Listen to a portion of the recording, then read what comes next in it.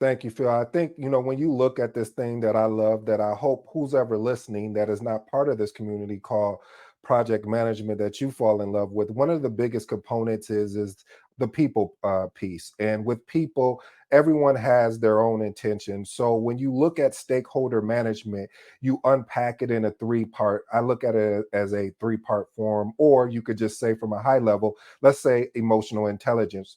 You have stakeholder management, you have conflict resolution, and change management. These are the components that I want to look at. But let's unpack conflict resolution. A lot of times, and my brother held me to the fire on this one when I said all conflicts are not bad. And but there are some conflicts that are bad, that are toxic, that can really, in a sense, disrupt the momentum of a project. And so one of the things, I know we get all this technology, I know we're getting all of these amazing tools. However, the opportunity to communicate effectively with another stakeholder is going to be important. Okay, you don't like that. Let me unpack this. So, this professor did this study where there were two students, and these two students, he said, hey, have a conversation between you guys. I don't care what you talk about, it doesn't matter what it is. And they struggled. So I said, huh. He said, okay. So he took two chairs, he set them down. He said, okay, I want you guys to sit back. I want your back to the other person's back, and pull out your phones and start texting.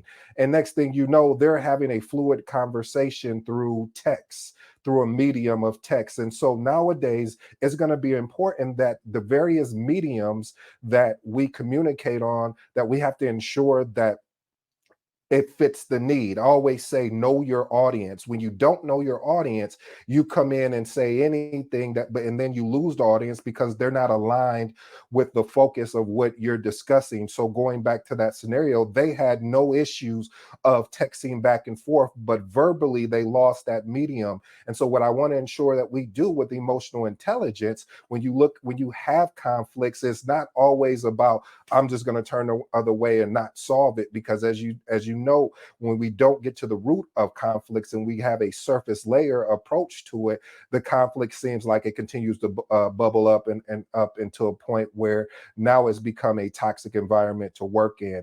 And so you have to ensure that you are aligned with your stakeholders.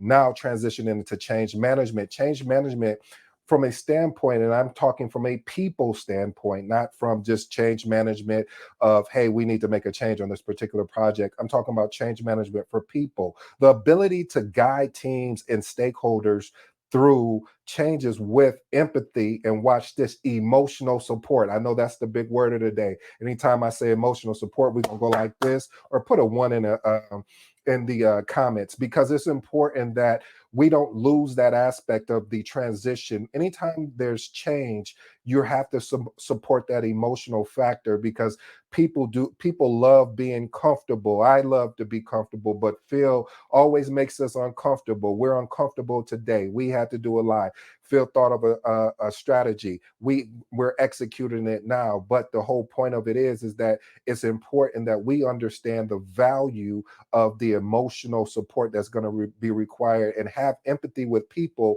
that you're working with. Here's my last and final point, Phil. I won't hold you too long.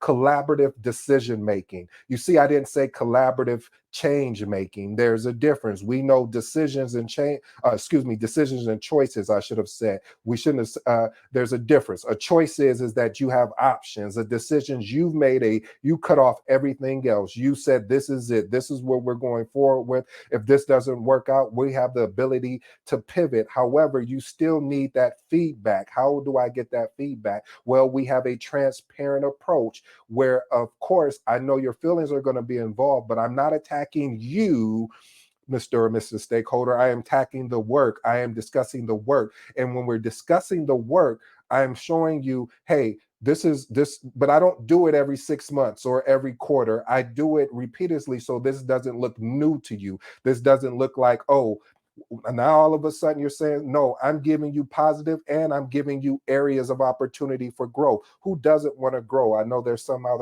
there that don't, but for those who do, it's an opportunity for you to learn from a aspect of, how can I get better in this particular area, of what I'm doing. And if we're having any challenges, how do we attack them so everyone, so we don't disrupt the team? Because I've seen teams been disrupted because of choices instead of coming together of a collaborative decision making where everyone is on board. Now, of course, we know that we're not going to get everyone on board, but we got enough on board in which showed good behavior, which those other ones got in line and said, yep, you know what, I see that it's working, let me just go ahead and move forward. Those are my thoughts, Phil, right or wrong, but that's what I was thinking at the time. I Hey, love it, Phil and Ed. Ed, I Brilliant. wanted to unpack and interpret it in more of a Joe Schmo fashion, as far as what I understand, what Ed was explaining. Um, as people and as human beings, we were taught three things growing up, being raised wherever you are: reading, writing, and arithmetic. Mhm. Now, to me, I believe, based on my research studies and test cases using AI, and in project management, both professional and personal, I believe there are four C's. And the four C's are: one, critical thinking; two, communication; three, creativity; and four, collaboration. Now, those four C's, I believe, will be empowered to everybody as us humans will adopt AI in the near future. I So love what that, Ed Daryl. was Can explaining, you that can you reiterate that, Daryl, one more time? That was great. What are the four C's again? four C's are critical thinking, communication, creativity, and collaboration. And I love it. I believe that as human beings, we're paving that path for the restructuring of our brains and our minds of who we are as human species. And project management is going to play a huge part because project management is everywhere. You know, you can dissect it down to ancient times. That's how they built the pyramids. That's how they built Göbekli Tepe. Everything that you see around you is a project because it has a start and a finish. And I'm going to bring it back to you both.